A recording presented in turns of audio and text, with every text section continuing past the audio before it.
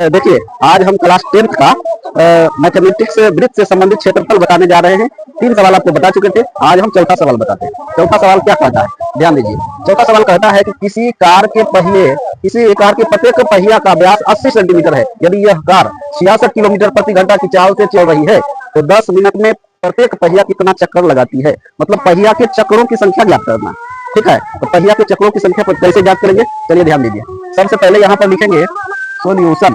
ठीक है, सोल्यूशन लिखेंगे। उसके बाद लिखेंगे, यहाँ देखो दिया हुआ है चाल, पहिया का चाल 66 किलोमीटर प्रति घंटा।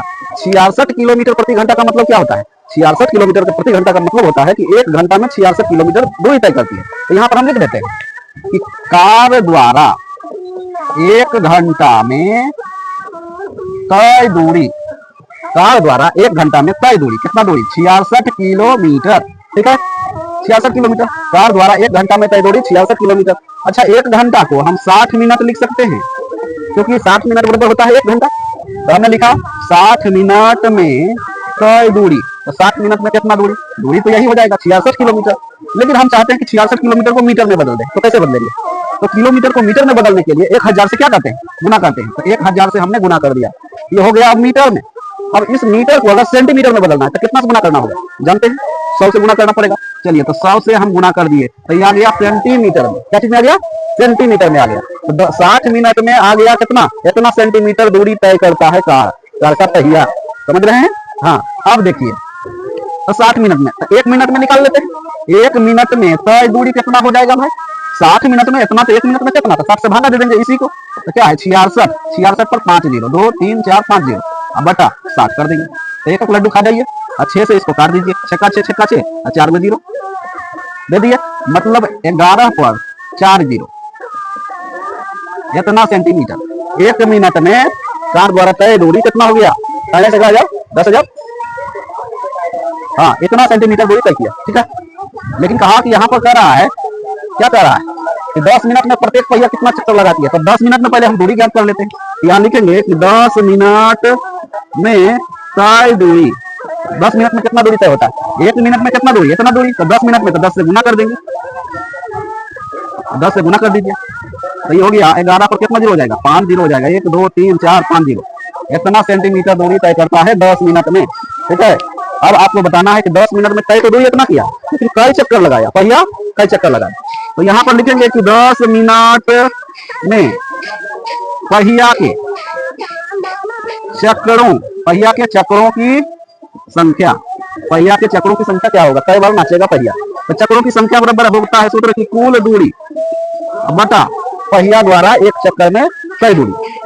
पहिया द्वारा 1 चक्कर में तय दूरी। अब देखो, तो कुल दूरी कितना तय किया 10 मिनट में? 11 पर कितना जीरो? 5 जीरो है। ठीक है, अब पहिया द्वारा 1 चक्कर में कितना दूरी तय करेगा? पहिया होता है ऐसे करके गोल होता है, तो एक चक्कर में कितना दूरी तय करेगा? तो इसको ऐसे करके खोल दीजिए, जितना दूर खुलेगा उतना दूरी तय करेगा। एक बार नाचेगा कितना करे? इसको क्या करते हैं? वृत्त की परिधि करते हैं। क्या करते हैं? वृत्त की परिधि। वृत्त की परिधि होता है 2 पाई r, पता है? चलो, अब ले लेते हैं वृत्त की परिधि। रुको, दूरी चालू हो लेते। हाँ, कुल दूरी और पहिया द्वारा 1 चक्कर में लगाया गया चक्कर में तय दूरी। तो 1 चक्कर में तो परिधि के बराबर तय करेगा, तो परिधि होता है 2 पाई r। ठीक है, अब देखो, तो 11 पर कई जीरो? 5 जीरो, 3 2 5 जीरो बटा 2 गुने पाई का मान होता है 22/7। आर का मान कितना होगा? त्रिज्या। पहले पहिया का व्यास 80 दिया हुआ है, तो त्रिज्या कितना होगा? त्रिज्या एक आधा होगा, यानी कि 40 होगा, पता है ना? जैसे आर बराबर दिया हुआ है 80 सेंटीमीटर, आर में दिया हुआ है, डी बराबर दिया हुआ है, व्यास दिया हुआ है, तो आर बराबर डी बटा 2 होता है ना, 80/2 होगा, तो 40 सेंटीमीटर आ जाएगा, आएगा ना? अब देखो, अब इसको कर देते हैं, हो जाएगा 11 पर 5 जीरो गुने 7 ऊपर चला जाएगा, बाकी नीचे लगा जाएगा, 2 गुने 22 गुने 40। चलिए देखिए, एक लड्डू कैंसिल हो गया। अब कितना होगा? चलिए, तो इसको हम 11 से काटते हैं। 11 पर 4 जीरो, 1 2 3 4 जीरो, 11 दूना 22। ठीक है, अब यहाँ से देखो 2 से अगर काटते हैं तो 5 2 5 10 और 3 जीरो, फिर 2 से काटते हैं तो कितना? 2 दूना 4, 2 5 10 डबल जीरो, फिर 4 से अगर काटते हैं तो कितना हो जाएगा? 4 6 24 और 1 10 हो जाएगा, पर तो हो जाएगा कितना? 424, 4 दूना 8 और 4 5 20।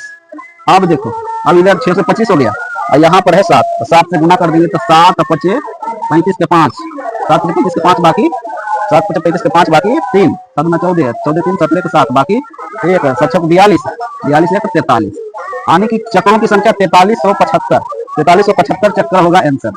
चक्रों की संख्या आ जाएगा, चक्रों की संख्या इतना आ जाएगा, कितना आ जाएगा 4375।